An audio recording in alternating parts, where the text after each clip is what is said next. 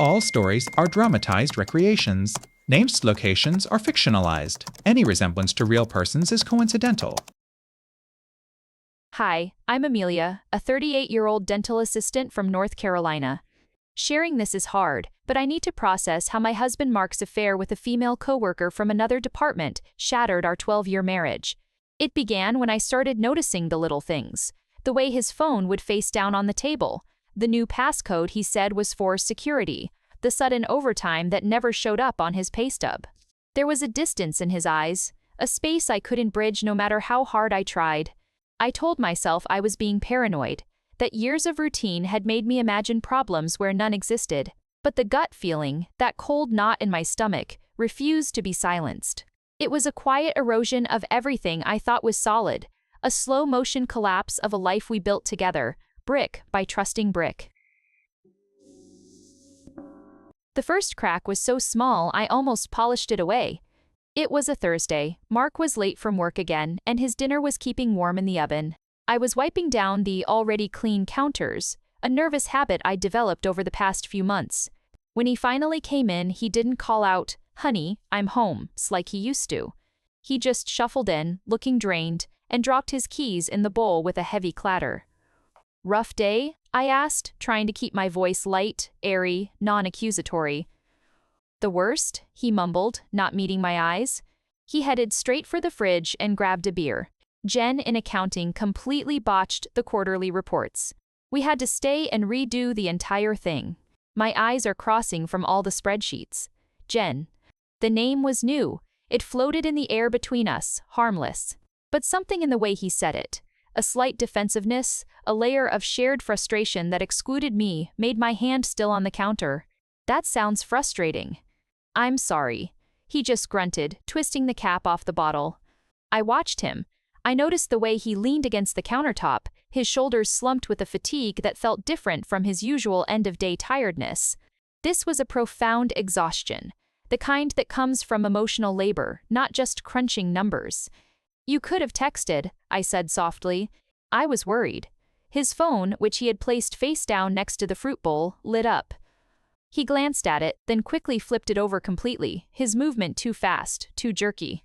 My heart did a little stutter step against my ribs. "Sorry," he said, the word flat and automatic. It was chaos, just didn't have a second. I wanted to believe him. I desperately wanted to sand down the sharp, jagged edge of my suspicion. This was my husband of 12 years. The man who used to bring me wildflowers he picked on his walk home from the bus stop. The man who held my hand through 2 miscarriages, his grip the only solid thing in a world that had suddenly turned to water. I told myself I was being ridiculous, paranoid.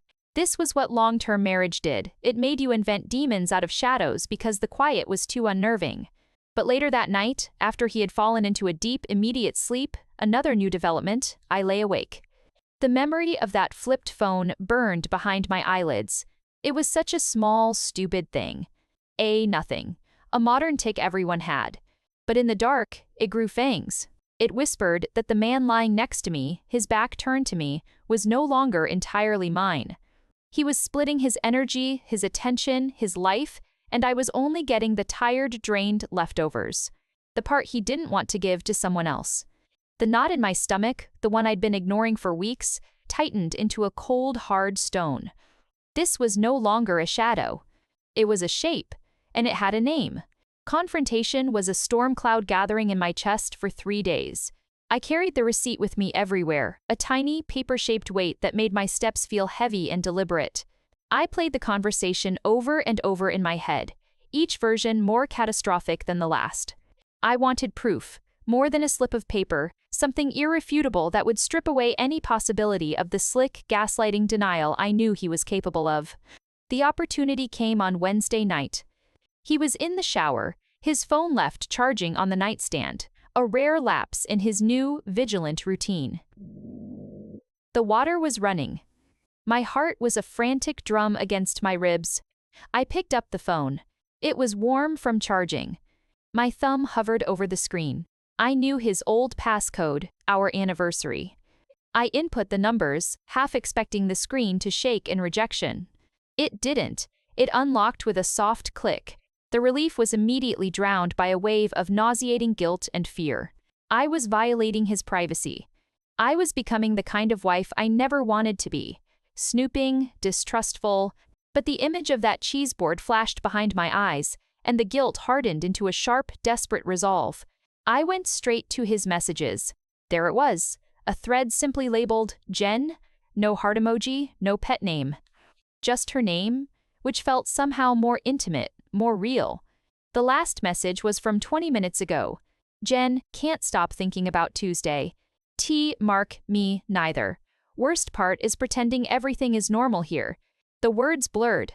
Pretending everything is normal. I was the normal he had to pretend through. I was the chore.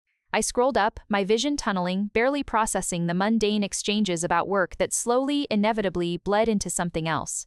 Compliments on her presentation skills. A silly meme. Then, the plans.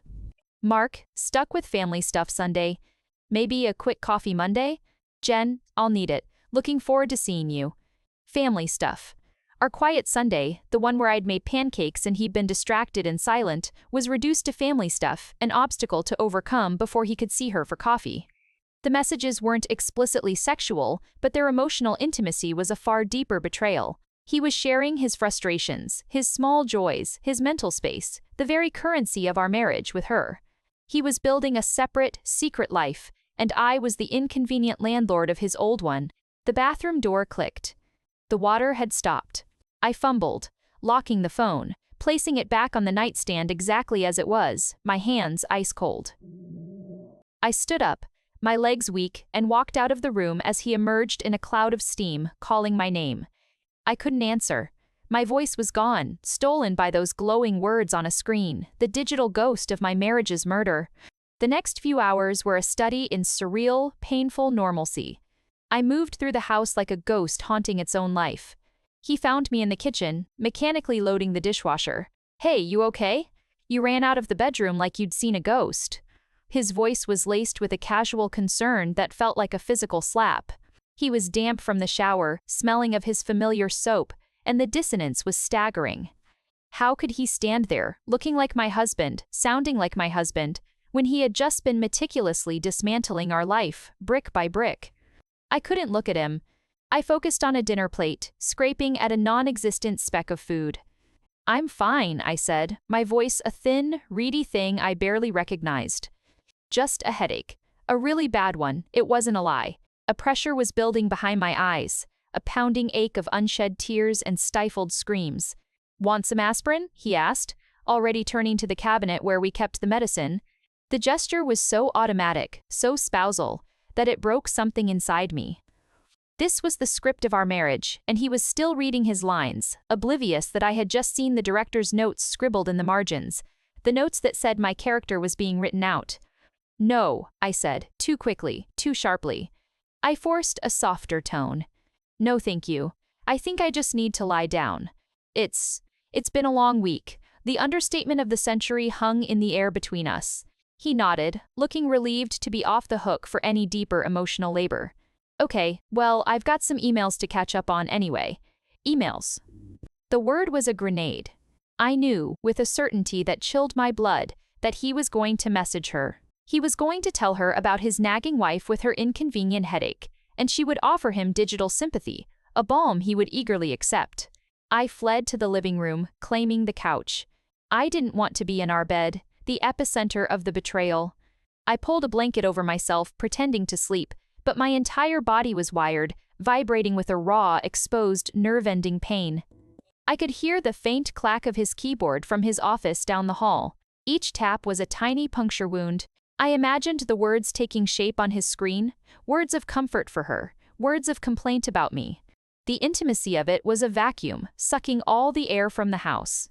I lay there in the dark, staring at the patterns the streetlights made on the ceiling, and I realized this was it. This was the new reality. The truth was no longer a hidden monster under the bed. It was in the room with us, sitting at his desk, wearing his bathrobe. And I was the only one who could see it. The knowledge was a solitary, desolate island, and I was stranded on it, watching the ship of my old life sail away into a fog of lies, with him happily at the helm. The following week was a performance worthy of an award I never wanted. I went to work, I smiled at patients, I handed Dr. Evans his instruments with steady hands. I was the model of composure, a master of the tight, polite smile that hid the screaming void inside. But at home, the facade was a fragile eggshell. Every conversation with Mark was a high-wire act. I had to be normal enough not to arouse suspicion, but distant enough to protect the raw, shredded parts of myself from his casual touch, his empty words. The true test came on Friday. We had long-standing plans for a dinner party at our friends Lisa and Ben's house. Canceling would raise questions, and questions were a thread I couldn't afford to pull. So I put on a black dress, did my makeup, and smiled at my reflection, a grim, painted mask. Mark whistled when he saw me. "You look beautiful." The compliment felt like a handful of broken glass. Was he comparing me to her? Was he thinking of her while looking at me? The party was a special kind of torture. Our friend's house was warm and full of laughter, the air rich with the smell of garlic and roasting meat. It was a snapshot of the life we were supposed to have. Lisa handed me a glass of wine. "You two are so cute together," she sighed, nudging me with her elbow as she watched Mark joke with Ben by the grill. 12 years and still going strong. It gives me hope. The words were a physical blow. I took a large gulp of wine, the tannins bitter on my tongue. Going strong. If only she knew. I looked at Mark, his face animated in a way it never was with me anymore. He was so good at this. So practiced in the art of the deception. He was the star of his own play, and I was the unwilling understudy, stumbling over lines I never learned. I was trapped in a bubble of my own making. The laughter around me was muffled, the conversations a distant hum. I watched Mark's hands as he gestured, the same hands that had typed messages to her. I watched his mouth as he laughed, the same mouth that had told me he was working late. Every part of him felt foreign, contaminated. I nodded and smiled at the right moments. A perfect porcelain doll of a wife. Inside, I was crumbling. I was screaming. The cheese board, the messages, the receipt, they played on a loop behind my eyes, a horror movie only I could see. I felt a desperate, clawing need to be alone, to escape the suffocating pressure of all this normalcy. This was the death of us, and I was the only mourner, forced to wear a party hat and pretend to celebrate at its funeral. The weight of the secret was crushing me, and with every passing minute, the mask slipped a little more. I knew I couldn't keep it on much longer. The drive home from the party was a silent, pressurized chamber. The cheerful facade we'd maintained for our friends collapsed the moment the car doors shut, leaving a vacuum of quiet so dense it was hard to breathe. He turned on the radio, some mindless talk show, and I stared out the window at the passing streetlights, each one a streak against the dark glass. My heart was hammering against my ribs, a frantic bird in a cage. The words from his messages, the image of that receipt, they were a scream building in my throat, and I knew, if I didn't let it out, it would tear me apart from the inside. He pulled into our driveway and killed the engine. The sudden silence was deafening. He reached for his door handle. "Mark." My voice was quiet, but it stopped him cold. It had a tone I hadn't used with him in years. Flat, devoid of warmth, utterly final. "Yeah?" he said, his hand still on the handle. I didn't turn to look at him. I kept my eyes fixed on the garage door in front of us. "I know about Jen." The words fell into the silence like stones. There was no drama in my delivery. It was just a statement of fact. A cold, hard truth dropped between us in the dark of our car. I heard his sharp intake of breath, the rustle of his jacket as he shifted. "What are you talking about?" The denial was automatic, weak. A last, flimsy line of defense. The oak and ivy, Pinot Noir, and a cheese board. The texts. I listed the evidence calmly, each item a nail in the coffin of our marriage. "The family stuff you were stuck with on Sunday." I read it all. The silence that followed was different. It was the silence of a caught man, of a house of cards finally collapsing. I finally turned my head to look at him. In the dim green light of the dashboard, his face was pale, his expression a messy canvas of shock, fear, and a shame so profound it was almost pitiable. He opened his mouth, then closed it. No slick excuse came.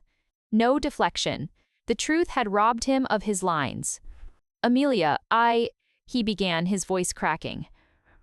It's not what you think. Don't, I cut him off, the first spark of heat entering my voice. Please. Don't insult us both by trying to define what it is or isn't. You were there. I was here. You were sharing a cheese board with another woman while I ate leftover meatloaf alone. There is no version of that story where you are the hero. He slumped back against his seat, the fight draining out of him. He ran a hand over his face. It just happened. It was stupid. A moment of weakness. The clichés were like salt in a wound. They were so cheap, so unoriginal. Our 12-year marriage was being undone by a script from a bad daytime talk show. I unbuckled my seatbelt. The click was unnaturally loud. A moment of weakness doesn't involve planning, Mark. It doesn't involve lying and hiding and a separate life. I reached for the door handle, my hand steady now. The screaming in my head had stopped. The pain was still there, a vast, numb ache, but the chaos had crystallized into a single, clear purpose: get out of this car. I'm going to stay at my sister's tonight. Don't call me. I got out, the cold night air hitting my face like a slap. I didn't look back. I walked to my own car, fumbled for my keys, and got in. As I backed out of the driveway, I saw him still sitting in the dark, motionless, the shape of my husband, finally, completely gone.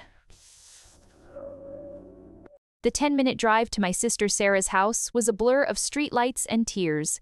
I focused on the yellow lines in the road, gripping the steering wheel so tightly my knuckles ached, using the simple physical task of driving to keep the howling void inside me at bay. When I pulled into her driveway, the familiar sight of her cozy bungalow, with its porch light left on, was a lifeline. I stumbled out of the car, my legs unsteady, and rang the bell. I didn't have a key. I hadn't planned this. The door swung open. Sarah stood there in her pajamas, her face shifting from mild surprise to immediate deep concern in a nanosecond. She took in my face, my dress, the raw, shattered look in my eyes. "Amelia? My God, what's wrong? Are you hurt?"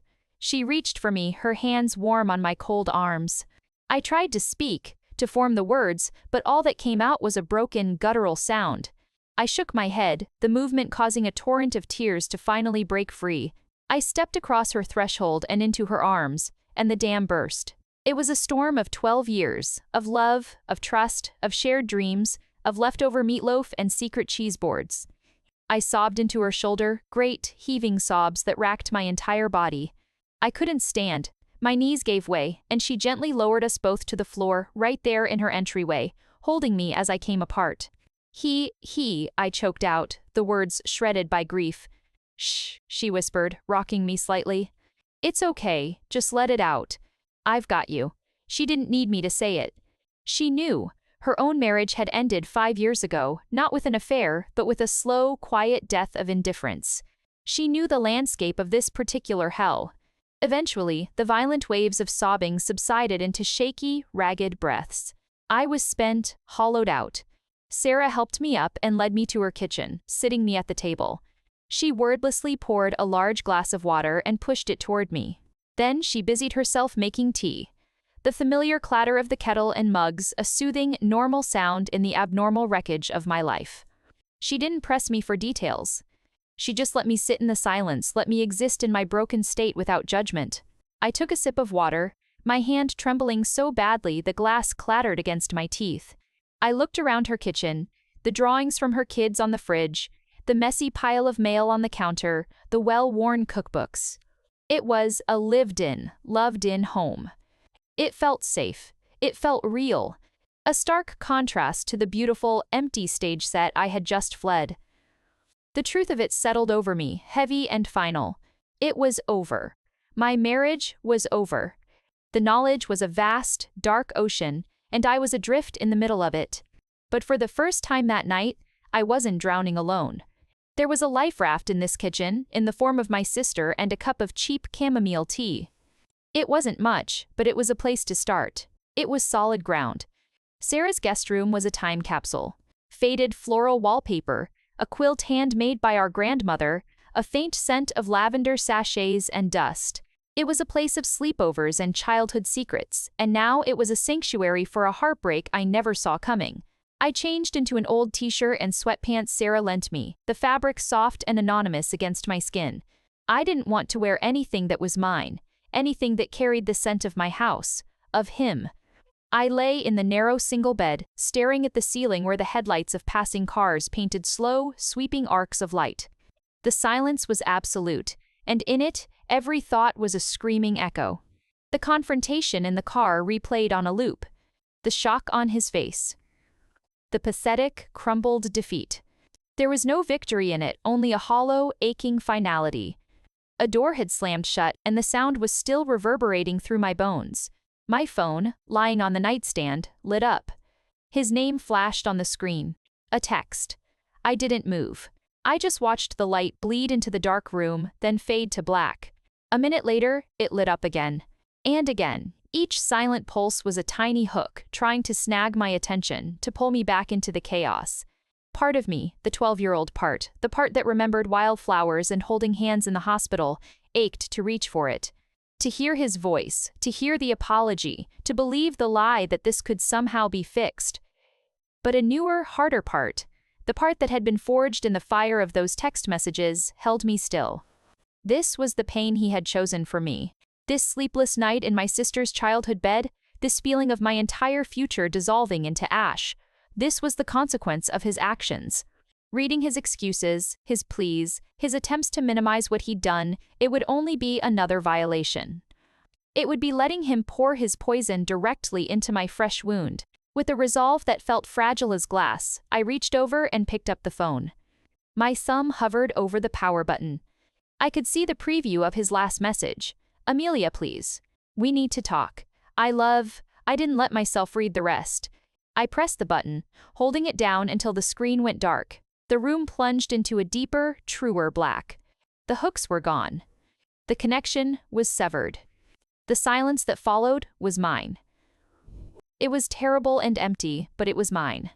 He could no longer reach into this room. He could no longer dictate my pain. I was alone with the devastation, yes, but for the first time, I was in control of it. I set the dead phone back on the nightstand. It was just a black rectangle now, and paperweight, a symbol of my first act of self-preservation in a very, very long time. The tears came then, quiet ones this time, not the storm of before. They were for me, for the loss, for the betrayal, for the terrifying emptiness of what came next. But they were on my terms, in the silence of my own choosing. And that, somehow, made all the difference. The morning light through Sarah's guest room window was unforgiving. It highlighted the faint floral pattern on the wallpaper I'd loved as a girl, now just a reminder of a simpler time. My eyes were grainy and swollen, my head throbbing with a dull, persistent ache. For a few disoriented seconds, the world was soft and blank. Then the memory of the previous night crashed over me, a cold, nauseating wave. The car. The confession. The dead phone on the nightstand. It was all real. A soft knock came at the door. "Amelia? You awake?" Sarah's voice was gentle. "Yeah," I croaked. She peeked in, holding a mug of coffee. "I called the clinic for you. Told them you had a family emergency. They said to take the time you need." The clinic. The real world. The idea of facing it, of putting on my scrubs and smiling, of holding a suction tube while someone talked about their weekend. It felt impossible. A monumental task I had no strength for. But the alternative, staying in this bed, letting the grief swallow me whole, was worse. "Thank you," I said, sitting up and taking the coffee. The warmth of the mug was a small, tangible comfort. But I should go in. Sarah looked at me, her brow furrowed with worry. "Honey, you don't have to." "No one would expect you to." "I know," I said, and the words surprised me with their certainty. "But I need to." It wasn't about expectation. It was about survival. This room, this house, was a bubble of pain. I needed the structure, the mindless routine of my job. I needed to remember that I was still Amelia, the dental assistant, someone competent and capable, not just Amelia, the betrayed wife. It was a life raft, and I was clinging to it. An hour later, I was in my blue scrubs, pulling into the clinic parking lot. The normalcy of it was surreal. The same cars were in their spots. The same receptionist was unlocking the front door. I took a deep, shaky breath, fixing a neutral, professional mask onto my face. I could do this. I had to do this.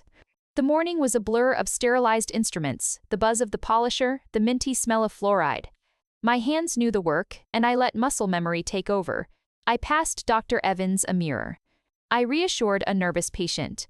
I mixed alginate for an impression. Each task was a brick I used to wall off the screaming chaos inside. I was hyper-efficient, my movements crisp and precise. I didn't think, I just did.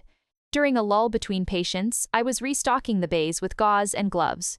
My hand brushed against a sealed, sterile pack of scalers. I looked at them, their sharp, precise points. And a thought, clear and cold, cut through the fog. I spent my days helping people fix what was broken. I could identify decay, clean out the infection, and fill the cavity to make something whole and functional again. But there was no drill for the heart, no composite resin to fill the void left by betrayal. Some fractures went too deep. Some damage was beyond repair. The mask almost slipped then. The professional composure threatened to crack, revealing the raw, broken thing beneath. I gripped the edge of the counter, taking slow, even breaths. Not here, not now. I focused on the weight of the gauze packs in my hand, the coolness of the countertop. I was in control here. This was my domain, and for 6 more hours, I could pretend that was enough. I could pretend the foundation of my life hadn't been utterly demolished. It was a pathetic fiction, but it was the only one I had. The clinic's fluorescent lights hummed a constant, monotonous tune, a stark contrast to the screaming silence in my head.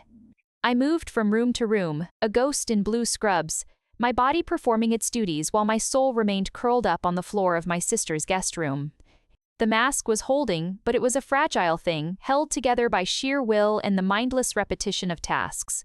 Then, during my 15-minute lunch break, a break I spent hiding in the staff room staring at a granola bar I had no intention of eating, my personal phone, now powered on out of a numb sense of necessity, vibrated on the table. It was him. Not a text this time. A phone call. His name flashed on the screen, a beacon from a shipwreck I was still trying to swim away from. My breath caught. The granola bar turned to dust in my mouth. Every instinct screamed to reject the call, to throw the phone across the room. But a morbid, painful curiosity rooted me to the spot. What would he say? Would the apology be there? Would the excuses be as pathetic as I imagined? I let it ring. I watched his name pulse, a heartbeat of my old life, until it went to voicemail. The silence that followed was heavy, expectant. A minute later, my phone chimed with the notification. A voicemail. Of course. He needed to hear his own voice justifying this. He needed to feel like he was trying. I shouldn't listen. I knew I shouldn't. It was self-sabotage of the highest order. But my finger, acting on a will of its own, hovered over the notification and pressed play. I held the phone to my ear, my heart a frantic drum against my ribs. His voice was strained, thick with an emotion that sounded like regret but felt more like panic. Amelia, God. Pick up. Please. A long pause, a shaky exhale. I know you're angry. I know you're hurt. You have every right to be. It was a mistake. A huge, stupid, catastrophic mistake. It didn't mean anything. It was the stress, the monotony. I felt unseen, and she listened. I flinched. Unseen. The word was a scalpel, precise and cruel. After 12 years of seeing him, of building a life with him, I had somehow made him feel unseen. The blame was there, subtle but unmistakable, woven into the fabric of his apology. It was our life's monotony that had driven him to her. My failure to… What? To be more entertaining? To provide better listening? It's over with her, he continued, his voice gaining a desperate, pleading edge. It's been over. I ended it. Please, we can fix this. We can go to counseling. We can get away. Just come home. Let's talk. I love you. The message ended. The words I love you hung in the stale air of the break room, the emptiest words I had ever heard. They weren't a declaration, they were a bargaining chip.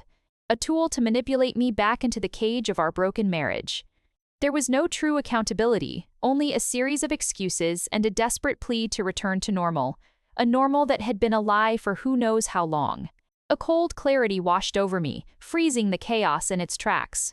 He didn't miss me, he missed the comfort I provided. He missed the life he was about to lose. He wasn't offering to fix me or the pain he'd caused, he was offering to paper over the cracks so he wouldn't have to face the consequences. I deleted the voicemail. Then I blocked his number. The action was final, decisive. The hook was gone, the door was closed. He had spoken his piece, and in doing so, he had given me the one thing I needed most, the certainty that there was no going back. The path ahead was terrifyingly blank, but it was mine, and it started with silence. The silence after blocking his number was a physical space, empty and echoing, but it was clean. It was mine. The rest of the workday passed in a strange, detached haze. I finished my shift, changed out of my scrubs, and drove back to Sarah's not as a frantic escapee, but as a person with a temporary, grim destination. The initial shock was hardening into a dull, persistent ache, a constant companion I was learning to ignore. Sarah had ordered pizza. The greasy box sat open on her coffee table, a monument to low-effort comfort. We ate in silence for a few minutes, the only sound the crinkle of paper plates and the distant laughter of her kids watching TV in the other room. "So," she finally said, wiping her mouth with a napkin, "what happens now?" The question was a cliff edge. I put my slice down, my appetite gone. "I don't know," I admitted, the words tasting like ash. "I can't go back there. I can't sleep in that bed, make coffee in that kitchen." The very thought sent a jolt of visceral revulsion through me. Sarah nodded, her expression serious. "You don't have to. You can stay here as long as you need. You know that." Her offer was a life preserver. But, legally, financially, you need to think about that stuff. However awful it is, she was right. This wasn't just about feelings. It was about the brutal, practical mechanics of dismantling a shared life. My mind recoiled. Lawyers, divorce, splitting assets. It sounded so cold, so final, so adversarial. The word made me think of courtrooms, of strangers picking over the bones of our marriage, assigning value to our couch, our dishes, the savings account we painstakingly built together. The savings account I had been more diligent about, while he was buying Pinot Noir. "I can't think about lawyers," I whispered, my voice small. "It's too much. You don't have to today," she said gently. "But soon, you need to protect yourself, Amelia." She reached over and squeezed my hand. "I have the name of the woman I used. She was a shark. In a good way. She got me everything I was entitled to. She's pragmatic. You'll need pragmatic." Pragmatic. The opposite of everything I was feeling. The opposite of the wildflowers, of the whispered dreams in the dark, of 12 years of intertwined history. But Sarah was right. That woman was gone. The one who believed in forever was gone. She'd been killed by a cheese board and a series of text messages. I looked at the pizza box. The cartoon logo of the cheerful chef suddenly grotesque. This was my life now. Hiding at my sister's house, eating cheap pizza, and discussing which legal shark to hire to devour the carcass of my marriage. The sheer brutal mundanity of it was its own special kind of grief. The epic tragedy of betrayal was quickly downgrading to a series of miserable administrative tasks. There would be no dramatic showdown, no profound moment of understanding. There would be paperwork. There would be financial disclosures. There would be the dividing of spoils from a war nobody won. "Okay," I said, the word feeling foreign and heavy on my tongue. "Okay, send me her number." It was the first step on a path I never wanted to walk. It wasn't a step toward healing, it was a step toward dissection. But it was a step I had to take. I had to become pragmatic. I had to become a shark. Because the alternative, being the wounded fish, bleeding in the water, was no longer an option. The survival instinct, buried deep beneath the pain, was beginning to stir. Staying at Sarah's was a temporary shelter, but the walls were starting to feel like they were closing in. Her kids' joyful noise, which I usually loved, felt like a violation of my grief. Their stable, happy childhood was a stark contrast to the nuclear bomb that had gone off in my own life. I was grateful, but I was also a ghost haunting their normalcy. I needed a place to scream, to cry, to be silent, a place that was mine. The search for an apartment was conducted with a grim, robotic efficiency. I scrolled through listings on my phone during lunch breaks. My criteria: simple, affordable, clean, available immediately. All side, I didn't care about charm or character. I needed 4 walls and a lock on the door. I found 1A 1-bedroom box in a beige complex, a 20-minute drive from the clinic. The carpet was bland, the appliances dated, the walls a generic off-white. It was perfect. It was nothing. It had no history, no memories of him. I signed a 6-month lease that afternoon, the pen feeling heavy and significant in my hand. Moving day was a quiet, surreal affair. Sarah helped me, her presence a steadying force. We went to the house, my house, his house, the house, during a time I knew he'd be at work. Walking through the door was like stepping into a museum of a life that had been abruptly discontinued. Everything was exactly as I'd left it, yet everything was completely different. It all felt tainted. I didn't want much, just my clothes, my personal items from the bathroom, a few books. I left the wedding china in the cabinet, the expensive throw pillows we picked out together, the framed photos from our vacations. They were artifacts from a civilization that had collapsed. Taking them would feel like looting a tomb. In the bedroom, I opened my jewelry box. At the very back, behind costume necklaces and forgotten earrings, was a small felt pouch. I loosened the drawstring and tipped its contents into my palm. My grandmother's pearl necklace. It was simple, modest, the pearls small and creamy. She'd left it to me when I was 18. She'd told me, her voice firm, "This is for you, for your independence. Never let a man make you feel like you need him to put a roof over your head." I'd laughed then, young and in love with Mark, thinking her advice charmingly old-fashioned. Now, the pearls felt cool and weighty in my hand, a tangible link to a woman who had known her own mind and her own worth. I clasped it around my neck, the pearls resting against my collarbone. It wasn't a declaration. It was a secret, a tiny, hard seed of the person I used to be, or maybe the person I needed to become again. It was my amulet. An hour later, we carried the last box into the barren apartment. Sarah hugged me tight. "Call me if you need anything." Anything at all. Then she left, and I was alone. The silence was immense, echoing off the empty walls. I didn't unpack. I just sat on the floor, leaning against a box labeled bathroom, and looked around. It was bleak. It was lonely. It was devoid of any warmth or personality. But as I sat there, the pearl necklace, a cool, steady presence against my skin, a single, clear thought emerged from the fog of despair. This emptiness, as terrifying as it was a blank canvas. And for the first time in 12 years, I wouldn't have to negotiate with anyone about what to paint on it. The freedom was terrifying. And, buried deep beneath layers of pain, it was also, faintly, exhilarating. The silence in the apartment was a living thing. For the first few days, it was a heavy blanket, smothering. I'd sit on the floor, back against the couch I'd bought from a thrift store, and just listen to it. The hum of the refrigerator, the faint rush of traffic from the highway, the empty echo of my own breath. It was the sound of being nobody's wife. It was terrifying, and then, slowly, it became just space. The boxes sat for a week. Unpacking felt like a commitment to this new, diminished reality, and I wasn't ready to commit. But one Saturday morning, the sun streamed through the bare blinds, painting bright stripes on the cheap beige carpet. The light felt accusatory, highlighting the dust motes dancing over the sealed cardboard. I couldn't sit in the dust anymore. I started with the kitchen because it felt the least personal. Plates, glasses, utensils. I opened a box labeled kitchen mist and found a small potted aloe vera plant tucked inside, a housewarming gift from Sarah. I'd forgotten about it. It was a little wilted, but still green, still stubbornly alive. I set it on the windowsill above the sink. It was a start, a tiny, green start. The act of placing my own mug on my own shelf in my own silent kitchen was not empowering, not yet. But it was definitive. It was a quiet physical statement. I am here. This is mine. Next was the living room. Books. I slotted them onto the empty shelves, my fingers brushing over familiar spines. A history of dentistry. A few worn-out novels from college. A travel guide to Italy we'd never used. Each book was a fragment of a previous version of myself, the student, the dreamer, the professional.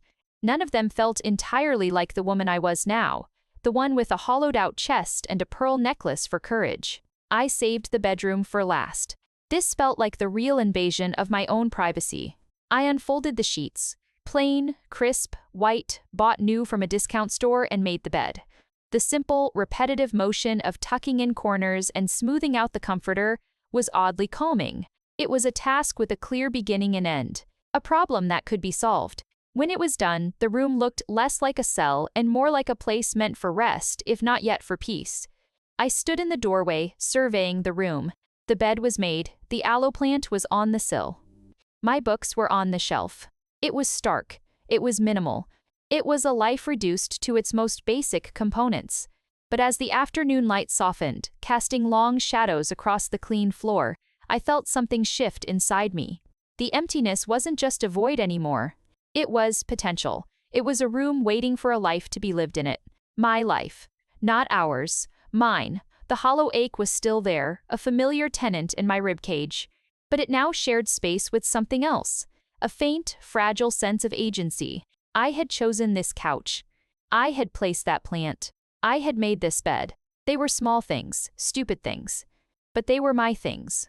And for today, that was enough. It was a foundation. Wobbly, bare, and built on fault lines of grief, but it was mine to build on. I walked into the kitchen, filled a glass with water, and poured it carefully onto the soil of the aloe plant. Nurturing something felt like a radical act. The business card for Linda West, attorney at law, sat on my new kitchen counter for a week. It was a small, thick rectangle of ivory stock, the font crisp and authoritative.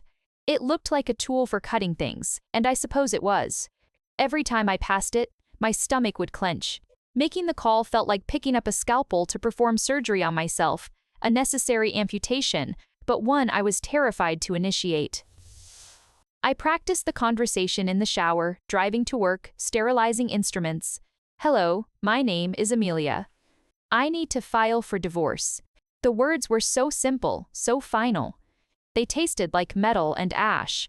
Finally, on a Tuesday evening, with the setting sun painting my beige walls a temporary gold, I picked up my phone. I didn't let myself think. I just dialed the number.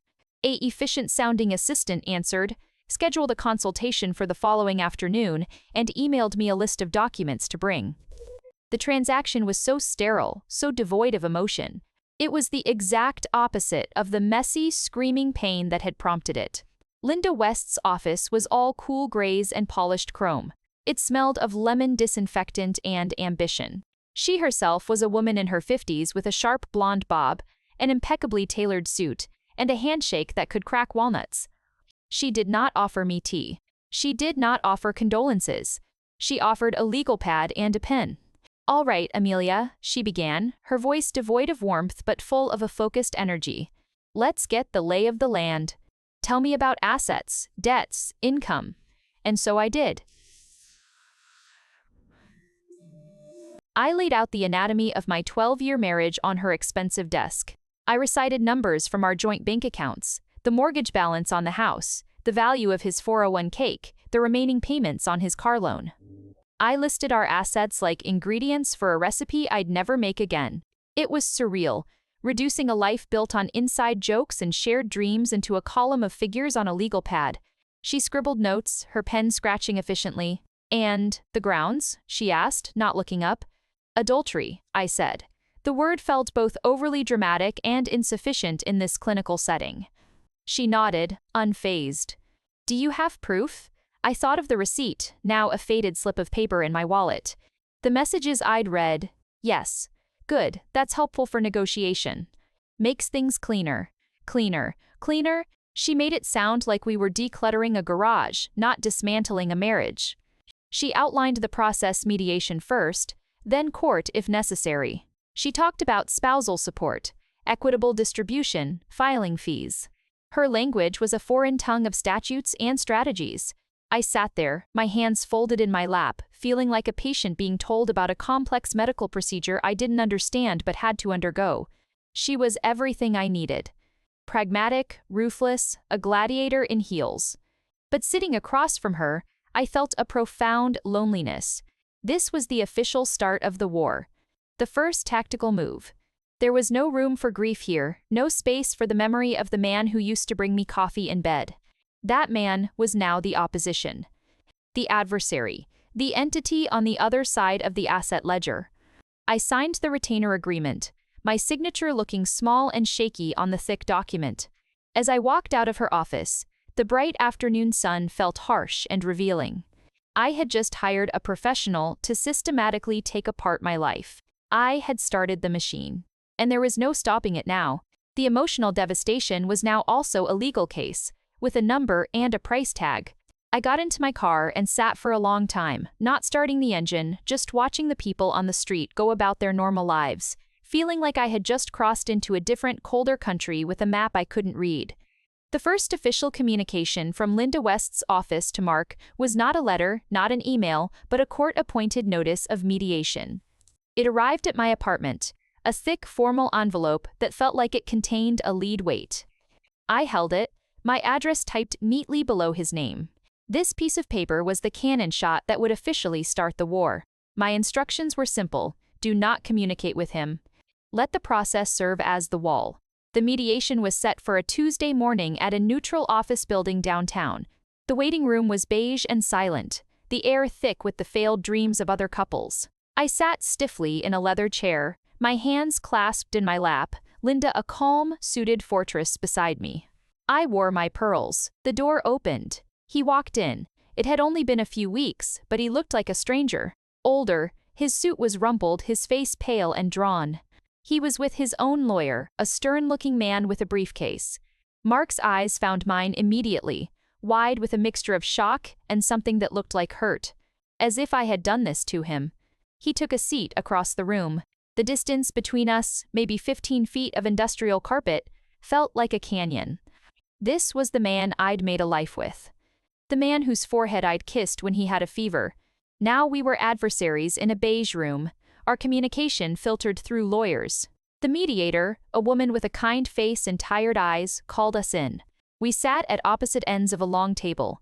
I focused on a painting of a generic sailboat on the wall. I could feel his gaze on me, but I refused to meet it. Linda did the talking. She was brilliant. A chess master moving pieces I didn't even know were on the board. She talked about equitable distribution, about the value of the house, about my lower earning potential as a dental assistant versus his. His lawyer countered, argued, pushed back. It was a dry, brutal dissection of our life together. Our shared history was boiled down to percentages and dollar amounts. Through it all, Mark said very little. He just stared at the table, his shoulders slumped. Then, during a discussion about the division of our savings, his lawyer made a point about a period of financial stagnation due to my reduced hours a few years back when I'd been struggling with my health. It was a cheap shot, an attempt to devalue my contribution. Mark finally spoke. His voice was quiet, hoarse. Stop. Everyone looked at him. His lawyer paused, mid-sentence. Mark didn't look at his attorney. He looked at me, for the first time that day. His eyes were red-rimmed. She was sick, he said, the words thick. That's not a bargaining chip. Just stop. It wasn't an apology. It wasn't a grand gesture. It was a small, fractured moment of basic human decency breaking through the legal armor. It was an acknowledgement of a truth, a shared history that existed outside of asset ledgers. A flicker of the man I'd married, buried under a mountain of poor choices. I gave a tiny, almost imperceptible nod. Linda placed a steadying hand on my arm under the table, a silent warning not to engage. The moment passed. The lawyers resumed their dance. But the air had changed. The raw, screaming pain had been replaced by something else, a profound, weary sadness. This was the true end. Not the dramatic confrontation in the car, but this, a quiet, expensive negotiation over the ruins, where the only flicker of the past was a brief defense of my right to have been sick. It was the saddest thing I had ever heard. And in its own way, it was the thing that finally let me start to let him go. He wasn't a monster, he was just a weak man. And that was almost worse. The sterile, bright world of the dental clinic had become my refuge, my monastery. Its rules were simple, its outcomes predictable. There was decay, you removed it, you restored the tooth. There was no ambiguity, no emotional landmines, just cause and effect. After the soul-scouring bleakness of the mediation room, the sharp scent of antiseptic was a welcome baptism. My next patient was Mrs. Gable, a sweet elderly woman with a bridge that had come loose. As I seated her and draped the bib, she patted my hand with her papery one. "You're always so calm, dear," she said, her voice a faint rustle. It's very reassuring. The compliment should have been comforting. Instead, it landed with a dull thud. Calm. Reassuring. That was my professional shell, the exoskeleton I had built to contain the swirling chaos within. If only she could see the frantic, broken things scrambling around inside this composed carapace.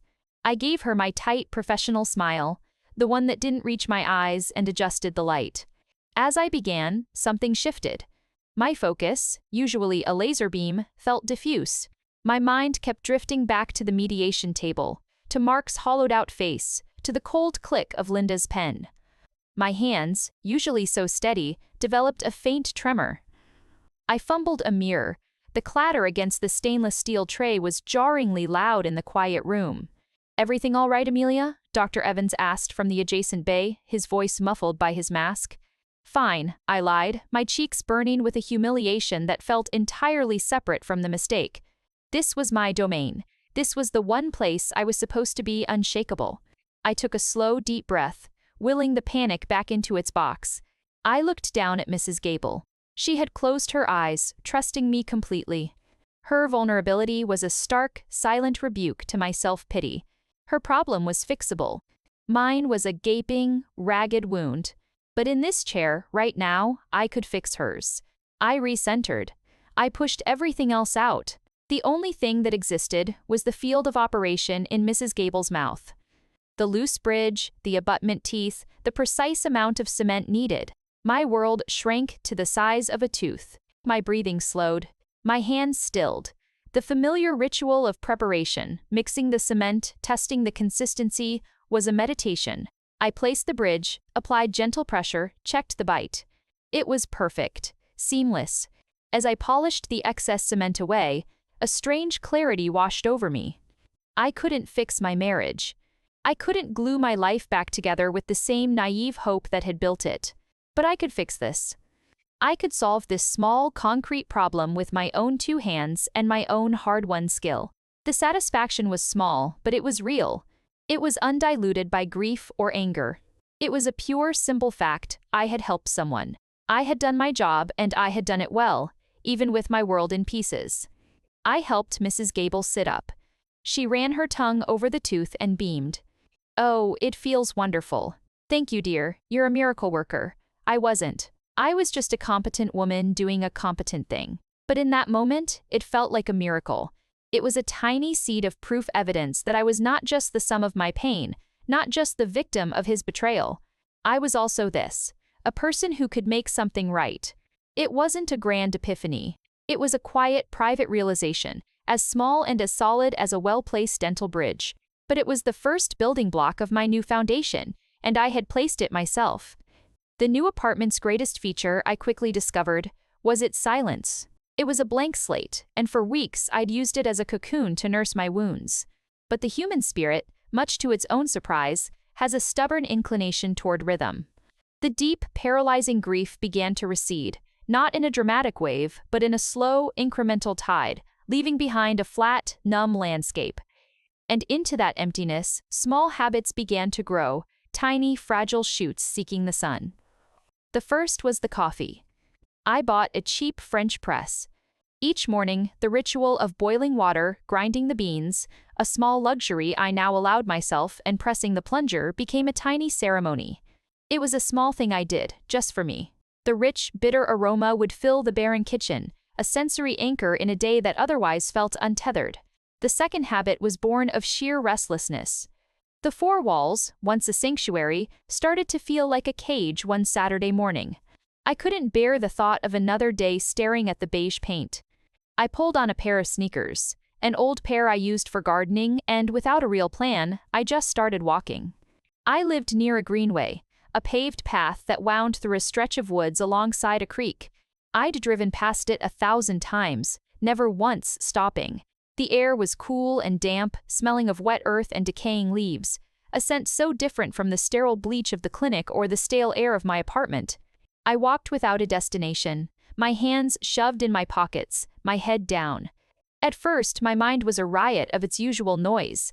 Legal documents, his face in mediation, the crushing weight of my new aloneness. But the physical rhythm of walking, the steady crunch of gravel under my feet, began to act as a metronome, slowly steadying the chaos inside. My breathing deepened to match my pace. I became aware of other things. The way the morning light filtered through the tall pines, creating shifting patterns on the path. The chatter of squirrels. The relentless, cheerful flow of the creek, oblivious to my human dramas. I wasn't trying to clear my mind or find some profound peace. I was just moving, putting one foot in front of the other. It was the most basic function of a body, and mine had been frozen for so long. I reached a small wooden bridge and stopped, leaning on the railing to watch the water swirl around the rocks below. It was just water, just rocks, just light and sound. But in that moment, it was enough. It existed outside of my pain. The world was still turning. Nature was still performing its ancient, indifferent rituals. The thought wasn't depressing, it was strangely liberating. My problems were the center of my universe, but they were not the center of the universe. I didn't have any grand revelations on that walk. I didn't magically heal. But when I turned around to head back, my cheeks were flushed with cold and effort, and the tightness in my chest had loosened, just a fraction. The silence in my apartment when I returned felt different. It felt less like emptiness and more like quiet. I had brought a piece of the outside in with me, the smell of cold air on my jacket, the steady, pleasant ache in my legs. It was a good ache, an honest one. It was the feeling of a body being used, of a person moving through the world, however tentatively, under her own power. I had gone for a walk. It was a laughably small thing. But it was a thing I had chosen to do. And that, in the economy of a broken heart, was a form of currency. It was a deposit into the fragile new account of myself. The walk became a habit. Every Saturday morning, regardless of the weather, I found myself lacing up my sneakers and heading for the greenway. It was no longer an escape. It was an appointment I kept with myself. The path became familiar. The bend where the sunlight hit just right, the old oak tree with roots sprawling across the dirt, the mile marker where I'd usually turn back. My mind, which used to race the entire time, began to quiet. The rhythm of my footsteps and my breath became a kind of meditation, a white noise that drowned out the endless loop of what-ifs and whys. One particularly crisp Saturday, the walk left me more invigorated than drained. The cold air felt clean in my lungs. Instead of heading straight back to the silent apartment, an impulse struck me. There was a small independent coffee shop I passed on the drive to the greenway. I'd never been in. It looked warm, with soft lighting and a chalkboard menu. Without overthinking it, a new and frighteningly liberating skill, I pulled into the parking lot. The bell above the door jingled as I walked in. The air was rich with the scent of roasted beans and warm milk. It was comfortably busy, a low hum of conversation and the gentle hiss of an espresso machine providing a soundtrack. I felt a familiar pang of anxiety. Being alone in a social space still felt like wearing a sign that said, "recently broken," but I pushed it down. I was just here for coffee. That was all. I joined the short queue, studying the menu to avoid making eye contact with anyone. When it was my turn, the barista, a man probably in his late 20s with kind eyes and a beanie pulled over his hair, looked up with a smile. "What can I get for you?" My mind went blank. I usually just drank whatever was available, whatever Mark was making. I hadn't chosen a coffee for myself in over a decade. I stammered, feeling foolish. "Just a coffee?" "Black is fine. Sure thing," he said, his smile never faltering. "We've got a really nice single-origin Guatemalan today. Really bright and clean. Or our house blend is a bit more chocolatey and robust. Your call." A choice. It was such a small thing, but it felt significant. He was asking me what I preferred. Not assuming, not just pouring the default. I looked at him, really looked for a second. There was no pity in his gaze, no curiosity about my story. I was just a customer making a coffee order. "The Guatemalan, please," I said, my voice a little stronger. "Excellent choice," he said, and turned to pour it. I paid, muttering a thank you, and took the cup to a small table in the corner by the window. I wrapped my hands around the ceramic mug, feeling its warmth seep into my still cold fingers. I took a sip. It was delicious, complex, and slightly fruity, nothing like the bitter diner brew I was used to. I sat there for 20 minutes, watching people come and go. A student with a laptop, a couple chatting quietly, an older man reading a newspaper. Nobody looked at me. Nobody wondered why I was alone. I was just another person in a coffee shop. The anonymity was a blanket, comforting and safe. I wasn't Amelia, the betrayed wife. I was just a woman who had chosen a Guatemalan pour-over. It wasn't a conversation. It wasn't a connection. It was a transaction. But it was a transaction I had initiated. I had chosen the place, I had chosen the coffee, and I had chosen to sit and simply be a part of the world for a few minutes, without any expectation or pressure. As I stood to leave, I caught the barista's eye and gave a small, genuine smile. "Thank you, it was great." He looked pleasantly surprised. "Awesome, have a good one." I walked out into the sunlight, the warmth of the coffee still in my stomach. It was a tiny thing, a minuscule interaction in the grand scheme of a life, but it was a thread. A single, thin thread connecting me back to the human race. I hadn't been pulled, I had reached out. And the world had simply, kindly reached back. It was enough. For now, it was more than enough. The Guatemalan coffee became a ritual. Every Saturday after my walk, I'd go to the same shop. It was a punctuation mark at the end of my week of solitude, a small, self-contained reward. I didn't always sit in. Sometimes I just got it to go, enjoying the warmth of the cup through my gloves on the drive home. But the interaction was always the same. A smile from the barista, his name was Ethan, I'd learned from his coworker calling out to him, and my order, the Guatemalan please. It was a script I could handle. One Saturday, the shop was unusually crowded. The line snaked towards the door. When I finally reached the front, Ethan looked up, a bit harried but still with that same easy smile. "The usual?" he asked, already reaching for the size cup I always got. The question was so simple, so innocuous. But it stopped me cold. The usual, I had a usual. In this city, in this new, fragmented life, there was a place where someone knew my order. It wasn't a grand declaration, it was a tiny, mundane fact. But to me, it felt like a landmark. A proof of existence. "Yes," I said, and my own smile felt less forced, more real. "Thank you for remembering. It's my job," he said with a light shrug, but he held my gaze for a second longer than necessary. "Tough crowd today, you picking up?" I glanced at the packed tables. There wasn't a free seat in sight. "Yeah, I think so." As he prepared the coffee, he spoke without looking up, his voice casual. "You always come in after a hike?" He nodded towards my sneakers. It wasn't a hike, just a walk, but I didn't correct him. "Like that. It helps clear my head." "I get that," he said, finishing the pour. "I'm a runner." "Same idea." "The world makes a lot more sense after a few miles." He placed the lid on the cup and handed it to me. Our fingers didn't touch, but for a moment it felt like they might. It wasn't flirting, it was conversation. Normal, easy, human conversation. It was about the weather of our minds, not the storm of my past. He wasn't asking for my story, he was just sharing a sliver of his. The simplicity of it was like a key turning in a lock I hadn't known was closed. "Yeah," I said, taking the cup. "It really does." I paid, and as I turned to leave, he called after me. "Hey, enjoy the rest of your weekend." The sentiment was standard, the kind of thing service people say 100 times a day. But he'd said it to me. Not to the customer, but to the woman with the usual order who liked to clear her head. It felt specific. It felt seen. I drove home, the coffee warming the cup holder. The apartment was just as I'd left it, silent, beige, mine. But it felt different. The silence wasn't empty anymore, it was peaceful. The conversation replayed in my head, not with analysis or anxiety, but with a quiet, glowing warmth. It was a pebble dropped into the still pond of my isolation, and the ripples were gentle, spreading out to touch shores I thought had been washed away for good. I hadn't been looking for a connection. I had been looking for coffee. But life, in its subtle way, had offered me both. A man had seen me, acknowledged a pattern in my life, and hadn't asked for anything more.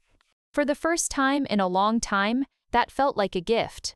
It felt like a beginning, not of a romance, but of a return. A return to the world of small talk and small kindnesses, a world I had almost forgotten existed. Months bled into a new season. The sharp edges of the pain had softened, worn down by the relentless, gentle passage of time and the rigid, healing structures I built for myself. The divorce proceedings were a slow, grinding glacier, but Linda was a force of nature, and I had learned to let the legalities exist in a separate compartment of my life, one I didn't visit outside of her office. My apartment was no longer a barren box. It had a bookshelf with my favorite novels, a throw blanket Sarah had given me for my birthday, and the aloe plant, now thriving, with 2 new shoots reaching for the sun. My Saturday ritual was sacrosanct. Walk, coffee, a few minutes of quiet in the corner of the shop. My interactions with Ethan had settled into a comfortable, warm familiarity. We'd graduated to brief chats about our weeks, a funny patient I'd had, a difficult customer he'd dealt with. It was never deep, never personal in the way that demanded vulnerability. It was safe. It was a connection that asked for nothing and gave me just enough to remember what it felt like to be a person in the world, not just a survivor. One Saturday, I walked in to find the shop almost empty. The bell's chime seemed louder. Ethan was there, wiping down the already spotless espresso machine. He looked up, and his smile was different, softer, a little hesitant. "The usual?" he asked, but it sounded like a formality. "Please," I said, feeling a strange, fluttery nervousness in my stomach. He started preparing it, but then he paused. "You know," he began, not looking at me, focusing on the coffee grounds. "We get a shipment of these amazing pastries from the bakery down the street on Saturdays. Croissants, they're stupidly good." I was about to take my break. I could grab an extra one if you're not in a hurry. The invitation hung in the air between us. It was so simple. A pastry, a break. But it was also a door, slightly ajar. I felt the old instinct to retreat, to protect the carefully constructed peace I'd fought so hard for. A date, however casual, was a risk. It was uncharted territory. I looked at him. He wasn't Mark. He was just a man who made good coffee and had kind eyes and who had, for weeks, been a small, steady point of light in my week. He wasn't asking for my past, he was asking for 10 minutes of my present. I thought of the woman I was a year ago. The woman who would have agonized over this, who would have weighed every possible outcome, who would have sought permission. That woman was gone.